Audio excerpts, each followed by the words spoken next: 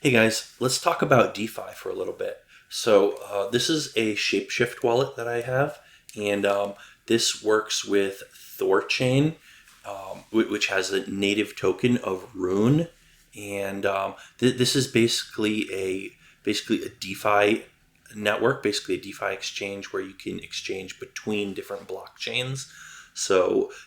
Unlike Uniswap, where you would swap between different currencies all on the and do different things all on the Ethereum blockchain. This allows you to move things between blockchains. Like you see here, I have Dogecoin and Ethereum, and right here, Thorchain Rune. I have some Rune on here. This is just the leftover Rune that I don't have put into a liquidity pool.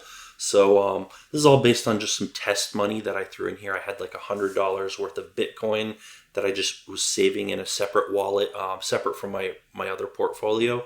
But I just had an extra $100 in this wallet that I was saving. I had just used it for testing many years ago, just to like test trades and stuff like that. But I recovered that wallet, transferred it over to another address, and started splitting it up into different currencies just to build somewhat of a portfolio. And I wanted to try liquidity pools and maybe some lending and stuff like that. There's some neat things you can do with DeFi. Full disclosure, I'm relatively new to DeFi, so there's a lot of stuff I don't know, but it's really neat and it's a great thing to get into. Just be careful and make sure you know what you're doing. That said, let's jump over here. This is so I do have a few things on here. Like I have some Rune, Shiba Inu, Dogecoin, Ethereum, and there's a ton of things you can transfer between. Like you can go up here to trade and trade between. You can use this as a regular wallet to send and receive. You can trade between different currencies. But what I wanted to show you today is under pools, right? So jump under pools here, and you can see available pools, and I'll show you my position. Let me just jump over here to my position first. So tiny bit of money I threw in here. So basically like 76 US dollars worth of in here, and I have earned, and it's only been a few weeks. I forget how many. I should go check the date on that. But $14, which is not a lot of money, but considering I only put in like this much, I actually put in less than this. It's this plus the earnings. I only put a tiny bit into this pool, and I've received a pretty good percentage for that. And so this is a currency pair of this is, I think, BCH, BNC BCH, which is it's a stable coin it's a Binance stable coin, and that's paired with Rune, the native token for Thorchain, and this gave me like a really good APY. So it is actually pretty neat that you can make this much with this tiny an amount of money, which is pretty neat. If you were to put more in, you get more out of it.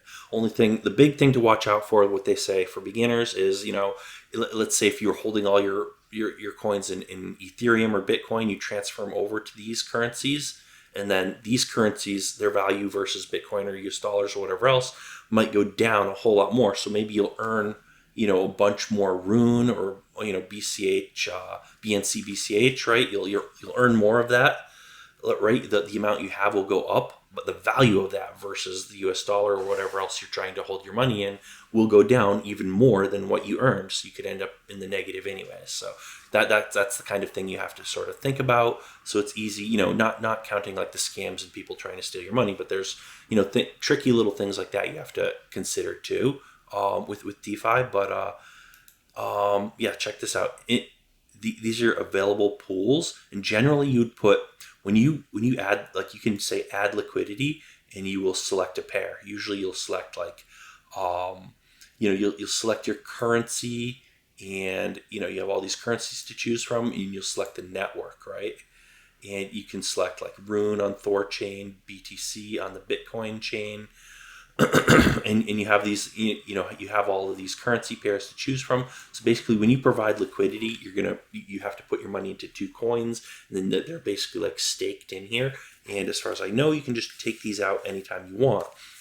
But the idea is you're providing liquidity for other people who want to use this DeFi exchange to exchange money. So when someone wants to come in and exchange money, they don't have to wait around for someone else who also wants to exchange. Like if you have Bitcoin, you want to buy Ethereum, you don't want to have to wait for someone who has Ethereum and wants to buy the same amount of Bitcoin that you have, right? You don't want to have to wait for that. So you have liquidity providers, right? And so people who will just who will put a bunch of coins out there, and they'll say, hey, we'll sell you these, and this is the price we're quoting.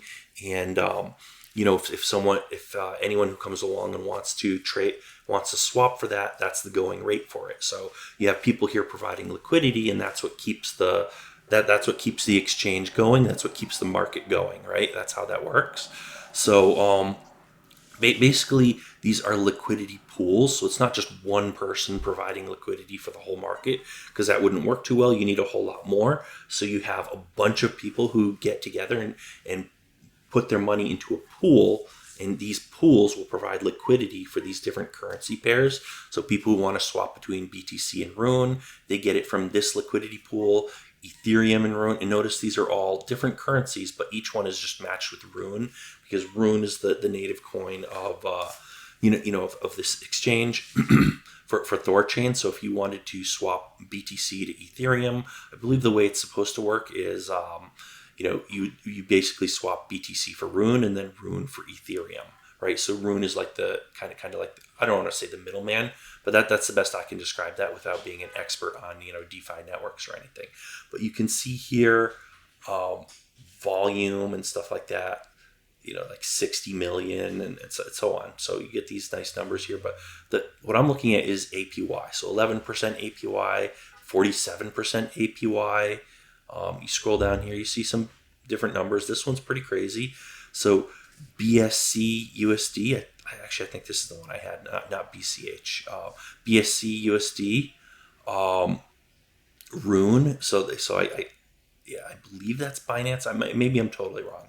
In any case, now this was just 500% APY. Now it's up to like over 600% APY. That is pretty crazy, right? And you have others on here, for different amounts. Some are pretty low, some are higher, some are staged, and you'll see sometimes like these are available now. Some of them they'll go disabled for a little while and then they'll come back. So different things happen. So it's a pretty dynamic environment, but it's pretty neat, right? So BSC USD at 600%, or at over 600%. BSC, so that is what I had, right? BSC USD. So there you go. Pool share. So my share of the pool is only 0.01 blah blah blah percent. That's how much. So there's a lot of other people contributing to this pool. Well, I guess the amount I'm contributing is pretty low to begin with, so there's that. But there's plenty more people contributing to this pool. So I thought that was pretty neat. I have wanted to do more crypto stuff for this channel. That may be a double-edged sword. There are a lot of people who don't feel too great about crypto, a lot of anti-crypto people out there.